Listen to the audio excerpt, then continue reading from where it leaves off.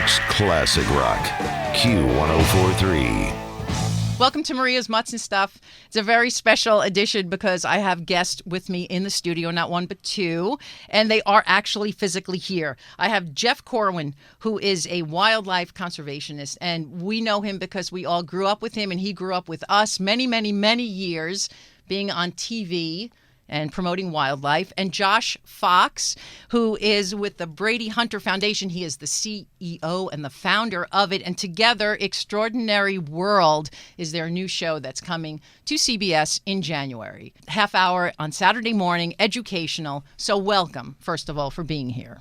Thank you so much. Thank you. So first of all, Jeff, you've been doing this such a long time. When you were a kid, is this what you always wanted to do? Like, what did you want to be when you were a kid? It is very much the manifestation of all the fits and gray hairs and twitching eyes that my parents accrued from a kid, bringing home every critter he could find, trying to save the planet. This was what I wanted to be. When I was in my grandmother's backyard, I was 6 years old, and I found a garter snake, and that was my gateway That was the into beginning. this journey. And by the time I was 16, I was living in a rainforest and created a conservation organization to protect rainforests. And then got my first TV gig when I was 24, and that was the light bulb clicking moment with Bob Ballard, who was a big explorer, featured my work. And then I had to do the really hard work, the hustle, which was to crystallize my idea and make others believe that it was doable. And then got the break on Animal Planet. Actually, no, Disney Channel was my first series in like 1997. And then it's been like that. I'm on my this is, I think, my 14th or 15th television series. Yeah, you've done a lot. And it's a wonderful, it's at where I am now in my career, it really is an awesome vehicle to distill my mission, which is not just about nature and wildlife and conservation, but the human component, the cultural component, and how we all depend on these resources. So Brady Hunter Foundation is really a perfect partner to tell this series. And I've never been on CBS. Been on NBC. I've had a series many years on ABC. So I get to come full circle. It's like this is the palliative care part of my career. So it's pretty awesome. That's excellent. And Brady Hunter, of course, probably people assume it's named after a person, which it is not. So, Josh, explain the name. Well, it kind of is. It kind of is, but yeah. University of Michigan was a big part of my life growing up. You know, grad from a proud school, and I was at Michigan very similar years as Tom Brady. We all have come to love and respect him. And 18 years ago, I got a dog and named him Brady. And he did live 16 great years. And when he passed, it's a long life, yeah. He was the cause and the impetus to start the foundation. I wanted to do something in his memory and his honor. And Hunter has been his brother and my other dog. And what a great name for a foundation, other than the dogs that have affected me most in such a positive way. Yeah, no, it's a perfect name, and it's with very stuff clever. That's important to you.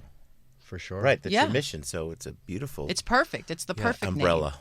And so how did the two of you meet? How did you two get together? Well, I was keynote speaking at a foundation gala event, and some of the team members of Brady Hunter approached me. I was in a series focusing on the wilds of Florida and the challenges of protecting wild Florida. And they wanted to be a part of it. We began brainstorming, and I said, well, I think we've got enough here to create something unique and different. And we may have an opportunity with CBS. And our partner is, our underlying sort of foundational partner is Hearst Media Production Group, which is kind of a, a blue big deal. ribbon Right? media company. It's a big deal. And I'm like, let's see if we can line this up. And we had many meetings and dinners and brainstorming sessions, and finally got to that place where we came up with the concept that they felt was really the tenor of who they are, that I felt I could have a connection to, and it also a project that would allow me to exercise new muscles in areas that I don't particularly dance in, areas of human uplift stories, or I've never done anything on domesticated animals. Right. Dogs and cats and horses. So that's very much a part of our show. It's kind of like a triangle. It's nature, animal welfare and advocacy, and the uplift people stories. Sure. Now, with the uplift people stories, was it a little bit uncomfortable, or did you feel like, because it was new territory for you? It was not uncomfortable. I've been a journalist. I covered journalism, environmental stuff for CNN and CBS and NBC and other lives.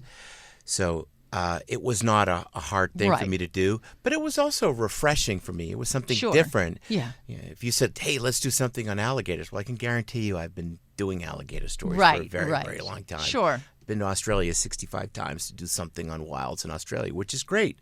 But I've never been to a neighborhood in the middle of the city and in the urban environment to work with folks that are financially strapped, that need things to help their pets so they can all stay together as a family.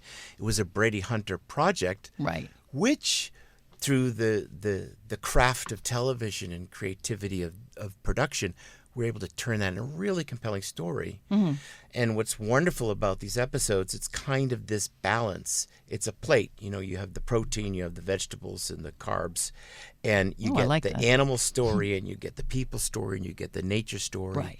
And that's and these are often important stories to Brady Hunter Foundation. Sure. And I mean, if anyone who's listening goes to bradyhunter.org, I mean, the list is just endless of how many people that you help and how many organizations. I mean, Big Brothers, Big Sisters. I saw Pete Alonso for the local Met fans. Pete Alonso's foundation, Ronald McDonald House. So it's like you said, it's not just animal organizations, but it's also people. Yeah, I mean, going to Michigan, I've always had a massive love of sports, and I thought if we could do these interesting projects with these wonderful sports figures, like you mentioned, Pete Alonso, who is beloved the last bunch of months in New York City. Haley and Pete Alonso, his wife, are huge animal lovers. Yes.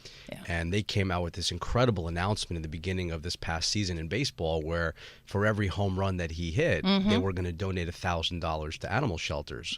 And we saw this story at the Brady Hunter Foundation and said, wow, we would love to match that $1,000. And he ended up hitting 43 home runs this year. And so I think him, and I'm pretty sure Steve Cohn, the owner, also matched his contribution. And then Brady Hunter came in. So I think it was $3,000 per 43 home runs. Amazing. And, Pete and Haley are just incredible human beings. Right. And so are you, because for what you do. You. And you too as well, Jeff. I'll take it. All right. I'll take the it where I can compliment. get it. But it's true. It's true. We need more people like both of you in the world. We did also something interesting in the Olympics this year.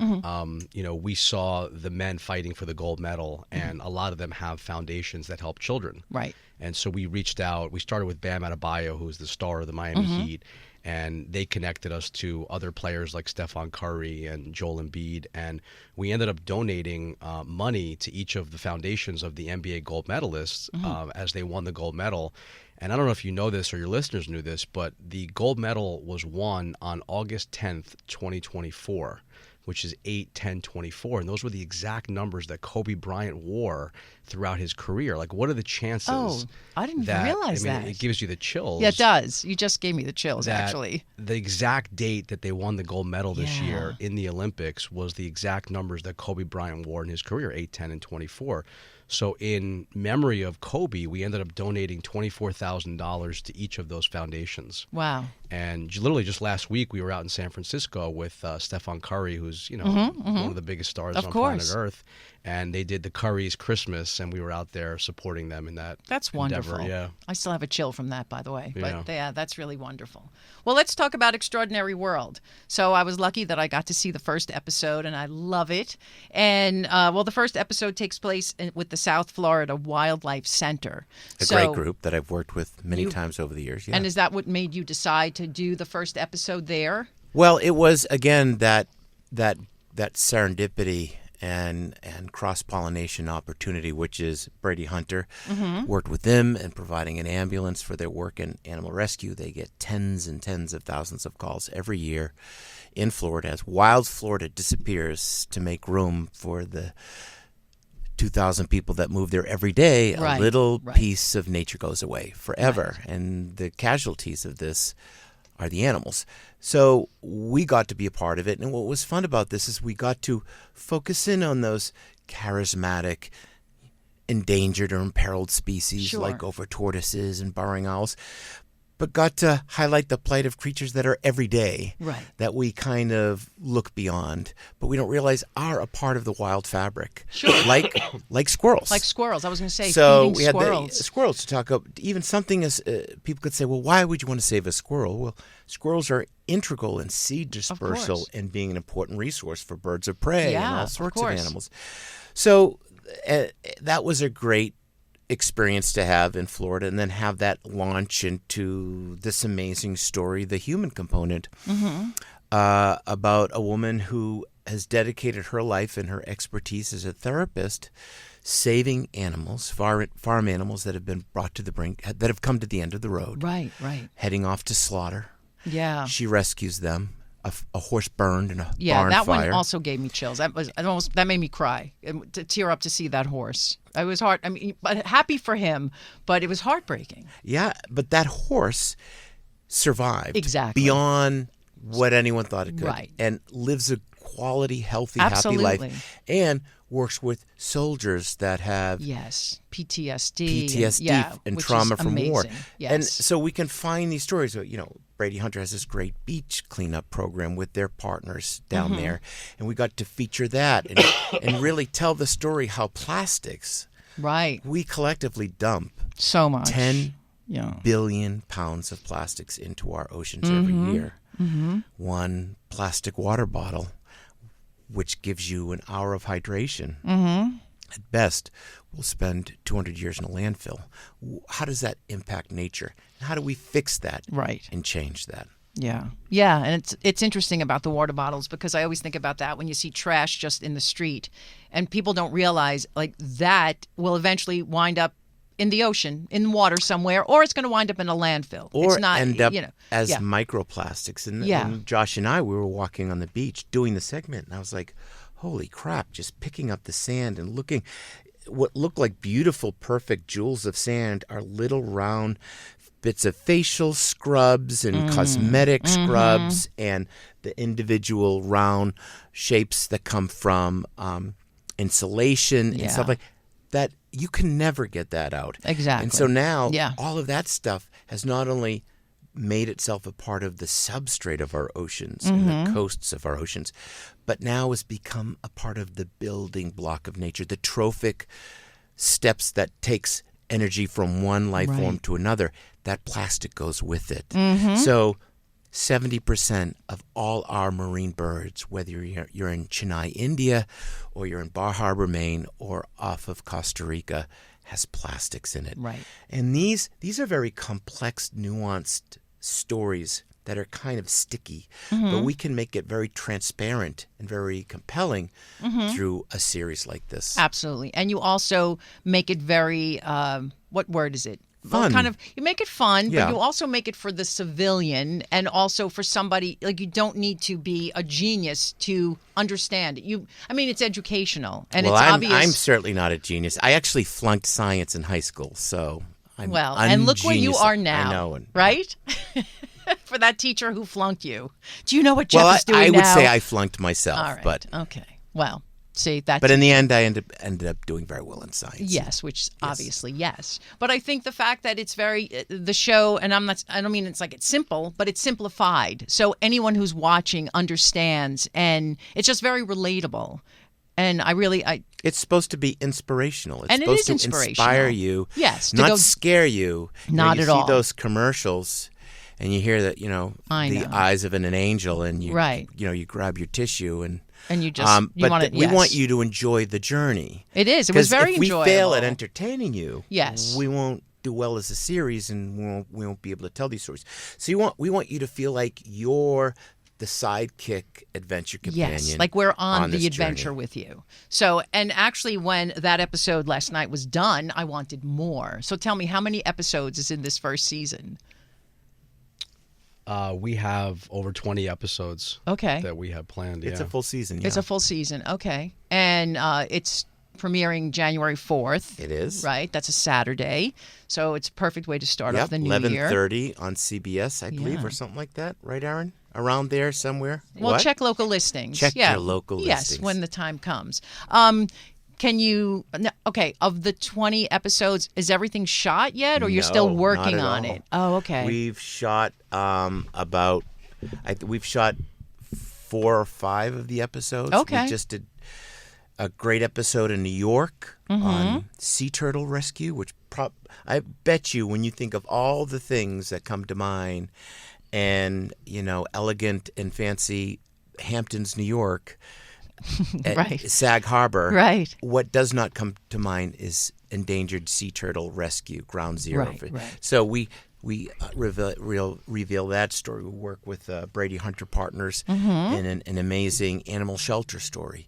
So we've got those, and we've got some great. I know we've got the sports things. We've got sports things coming up in California, right? So that's all I could say is sports things, because I wouldn't know the difference between a football and a basketball. I don't believe that. So that's but why okay. he can always enlighten Okay. me. Yeah, we're excited to head out to California tomorrow, and through the Michigan world, Jim Harbaugh is such a great guy, and he's now with the Chargers, and he put us in touch with the Spanos family, which are very philanthropic, great family in Los Angeles who own the Chargers, and they've had this program going for 20 years where they buy bikes for underprivileged elementary schools.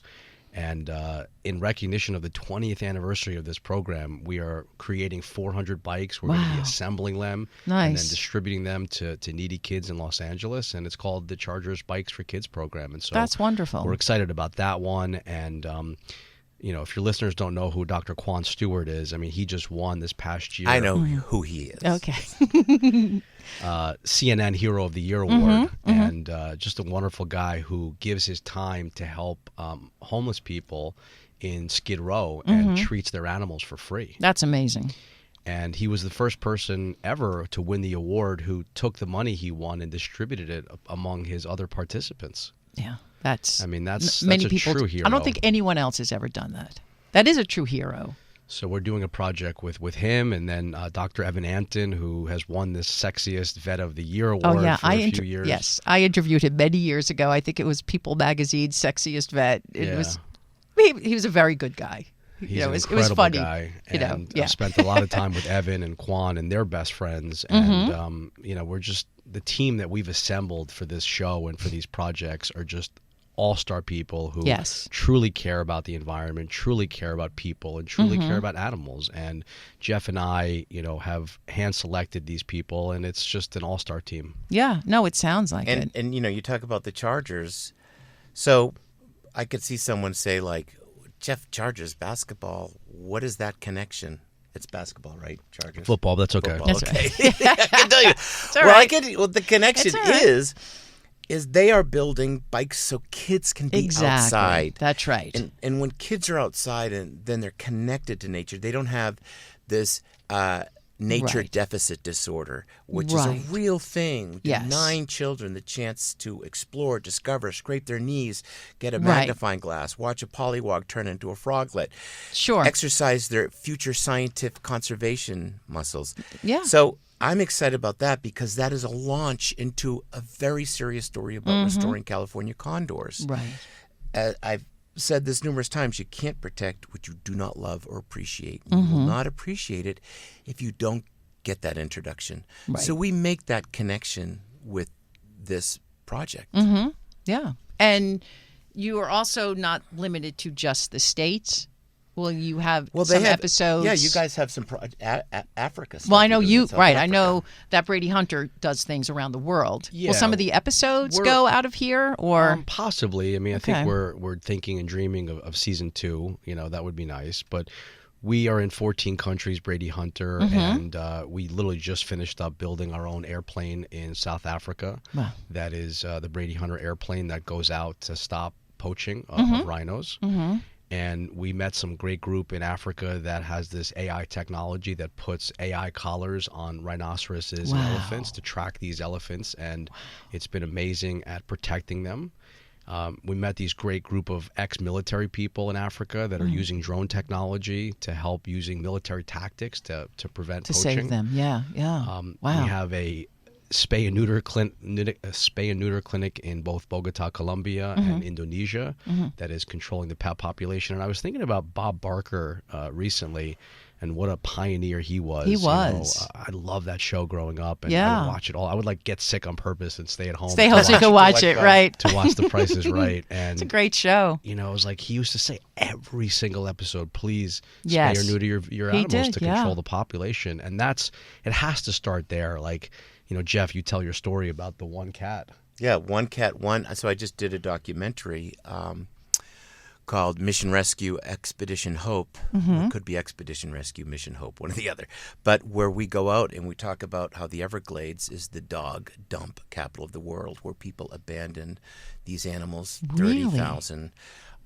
They end up getting eaten by gators, and pythons are shot when they go into nurseries, and it then takes to abandon cats. And one cat that isn't spayed has the ability in its life, one female cat, to produce 11 million cats. Wow. And one cat, Yeah. feral cat, can kill 45,000 songbirds in its life. Wow.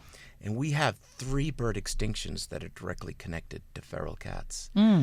But we can manage that population and keep it healthy, because it's very hard to take a feral cat and bring it inside. Right. And we worked with this group that does that, just Right. rescuing cats, getting them to second homes, but those unwanted cats, ensuring that they have quality of life. Right. But it's these are big challenges we face. Yeah, for sure. But there are huge opportunities there. What I really like about Brady Hunter is that, I don't know if you know the world of NGOs, but I've worked with every major NGO. I've been their keynote speakers for fundraisers.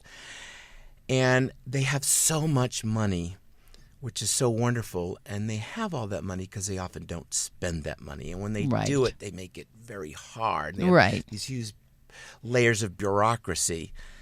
You know, Brady Hunter, it's a group of people that care, that think about it, brainstorm, and say, Let's do it. Right. Yeah. And That's is rare. different. Yes, it's different, and I think it's very rare. How large is Brady Hunter? Do you have a huge staff, or? I mean, for a nonprofit that's about 2 years old, yeah, there's like 12 full-time people Okay. there. I mean, you see most nonprofits, it's like one person and Yeah. but still 12. Yeah. That's but not a lot either. On a major NGO, you have thousands of That's people. what I was going to say. For Yeah. all the work and all the With, stuff that you do, big offices 12 isn't that many in New at York all. and D.C. and Yeah. I really did not expect you to say 12. Yeah. you thought what? I don't know. I thought he was going to say maybe 50? maybe Yeah. 50. Yeah. Because you Yeah, do they a do a lot. lot. They do a lot. Yes. It's through these incredible partnerships, you know, that allow us to have such a big reach. Right. But that's And incredible. they do these, so they'll reach out to a group like South Florida Wildlife Center that is on the front lines, and instead of saying, taking over, it's like, what do you need? What do you need? Right. Right. What do you need now? Right. Instead of saying, apply for a grant and we'll go through that and it goes And to then the we'll board tell you and what to let's see do. it's like, Right. just- Yeah. That's Here it is. knock out Do the what BS. you need. Yes. What do we Yes. do now? And it's just like that. What do you want to do? I want to make a show about this.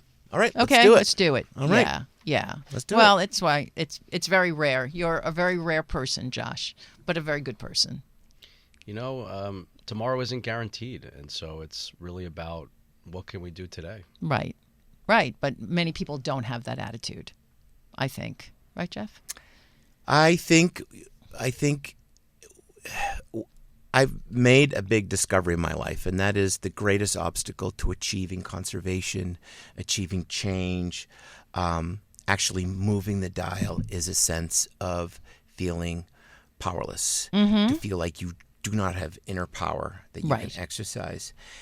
And that is the greatest advocate and tool in the toolbox for those challenges is to realize you have power, and you exercise that at the ballot box, at your local school board, in your supermarket when you decide what protein you're going to buy, or this, that, the NGOs you support, the local wildlife center, and you become an incredibly powerful person. You can watch a show and say, well, I'm not a veterinarian. I don't, Right. But one guy we connected with in our show, he's not a veterinarian. He's not a wildlife expert. He's not a marine biologist. But you know what he is? He's a pilot.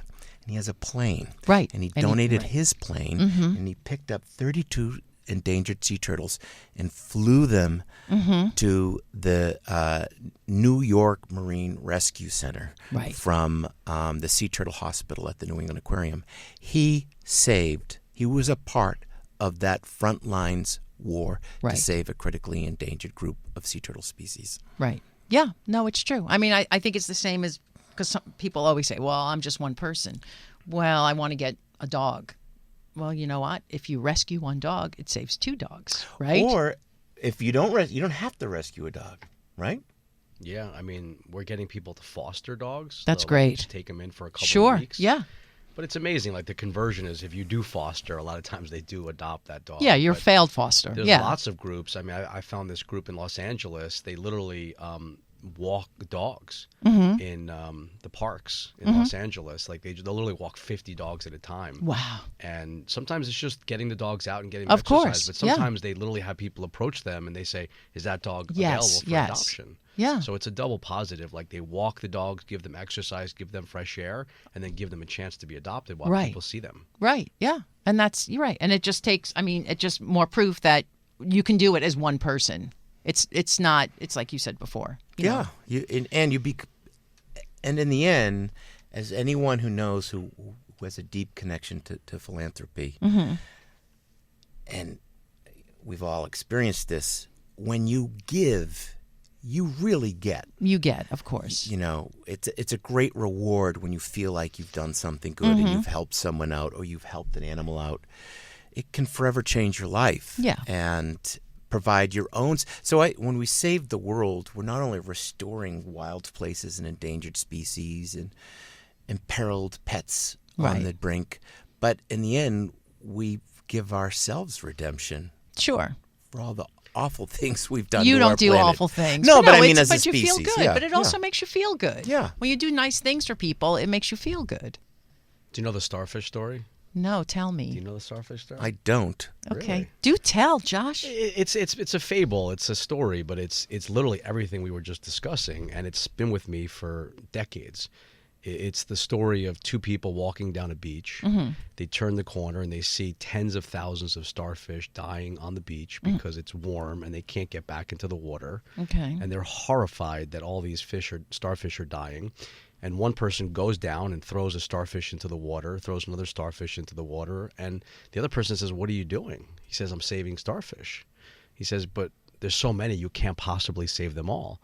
And he grabs another one and throws it in and grabs another one and throws it in. It's just an incredible story of every starfish matters, one at a time. Right. You know, and if we look at life and say, oh my God, there's tens of thousands of starfish or whatever it is that we can't save them all, that may be true. But every life matters, and every starfish that goes back in the water is another one and another one. Sure. You could look at like bald eagles. Bald eagles were reduced to 66. Wow. And now there are tens of thousands. They're no longer an endangered species. Right. In the state of New York, 30 years ago, there was only 1 pair of bald eagle left. And now there are hundreds of bald eagles just in New York, maybe thousands. It's to that exactly that concept that Josh touched on. It's like you may not think that matters. It makes a difference, but you can build and grow and sustain and save a species. Yeah. So you should never hesitate. For someone who's Never listening hesitate. right now, Or never don't hesitate. ever give up. Well, that's true too. That was a big lesson we have in our show. Just filmed a few days ago, a sea turtle that arrived, rescued on the beach, an endangered or a threatened green sea turtle. Ice cold, no heartbeat, not a breath. And I'm like, does it get a necropsy? Do we donate it to a university? She says, well, I'm just going to keep it in a box to think about it. And the next morning she came in and it had a heartbeat. Oh, boy. 1 beat per minute. Wow. And then that turned into 5 beats per minute. And then I checked and that sea turtle swam and ate an unlucky piece of shrimp out of my hands. That sea turtle will survive. Kleenex, anybody? Oh, yeah. That sea turtle is going to survive. Yes. Because someone exercised their power. Of course. And gave it a chance. And gave it a chance. Yeah. Just like the 2 of you. That is literally the show. It is the show. The show is to educate, inspire, and get people to want to do something that makes a difference. That's the whole show. Well, we're looking forward to the next episodes and all of the episodes. And I mean, there were just so many organizations and so many places that I think the two of you will be at. And I don't think this will be a 1, 2, 3 season show. Like, I think this is going to go on forever. No, I mean, excited, and I'm not being funny about it. I just think it will keep going on. There's so many amazing stories that we Because have there to are tell. so many stories, exactly. And both of you, I think your hearts are in the right place. So I just feel like it's win-win. It is, and for me at this point in my career and where I'm at, my wife and my kids have taught me to do this. My daughter is just like, enjoy.